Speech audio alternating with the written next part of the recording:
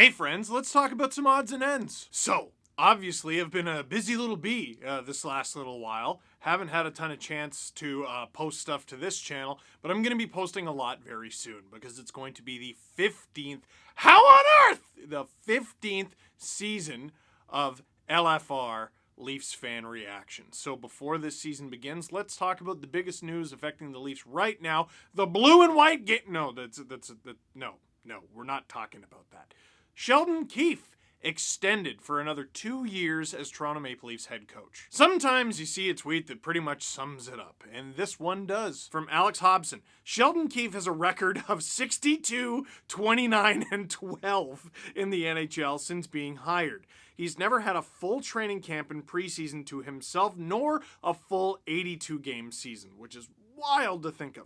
He is a good coach and was deserving of that extension, probably near the bottom of the list in terms of guys to blame, to be honest. And for those of you who have watched the Amazon documentary All or Nothing Toronto Maple Leafs front to back, yeah, we're still talking about that on the SDPN YouTube channel. We're doing a full episode for every episode of that documentary. Today we uploaded 2, tomorrow will be 3, next day 4, last day 5. That'll be Tuesday. But after the Leafs erase a 2-goal deficit in Game 6 against the Montreal Canadiens, Keefe goes in there at the intermission before overtime and tears the paint off the wall. And how do the Leafs respond?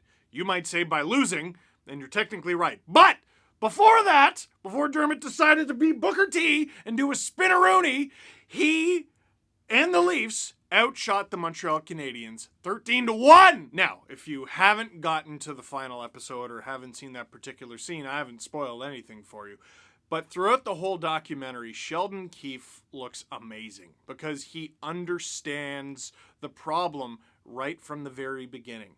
And while I was making videos on this channel about every win, going, hey, isn't that great they're winning? While you were cheering them on and going, isn't it amazing having a team in first place?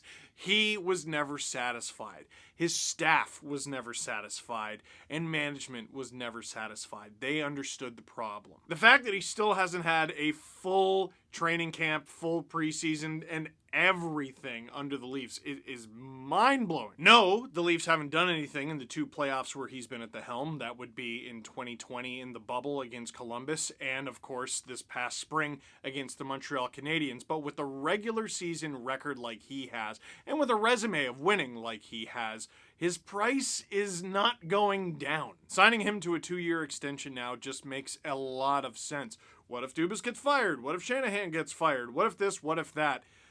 Of all those things, whoever comes in, I would think would give Keefe at least a year, even if they want to bring in their own guys. He's done too good of a job with this team. Now that we've talked about that, I would like to say some things about what's going on SDPN and the SDPN YouTube page and everything, because I know not everyone on this channel subscribes to that one. Boy, where to even start? All right, well, SDP, that part's easy, Steve Dangle Podcast. The N is network because we've started one. And the first show that we've brought on is the Chris Johnston Show, featuring, you're not going to believe this, Chris Johnston, reporter Chris.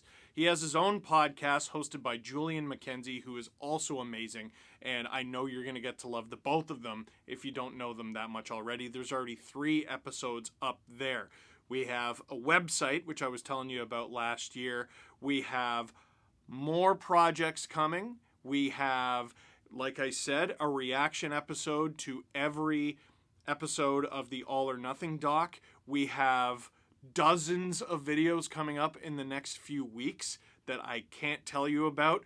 We have another project that is, we are doing big things. And none of them are things that we would do if we didn't think they would be the most fun for you to experience, if we didn't think you would enjoy them. So, if you're interested, SDPN, go over there, click like, click subscribe. I'm going to be a YouTuber about this, guys, okay? I'm sorry, but I'm not sorry, because it's amazing, and I'm really excited about what we're doing. Also, still at Sportsnet, hat picks, they're coming back. Dang it, they're coming back. Trade trees, still making them. And, again, something I can't tell you about. Actually, wait. Two somethings I can't tell you about. I forgot. Oh, and before we go, I would like to point out one more little piece of Leafs news because we're about to get into the thick of it. Toronto Maple Leafs signed Braden Kressler to a 3-year entry-level contract. And you might be like, oh, is that a guy they drafted? No. It's a guy who played with the Ontario Hockey League's Flint Firebirds last season, delete, the season before on account of the OHL didn't have a season last season. But this guy was a second-round pick in just 2019 in the OHL. This is the sort of thing I alluded to on podcasts months ago. The Leafs have all these resources, all these eyes everywhere.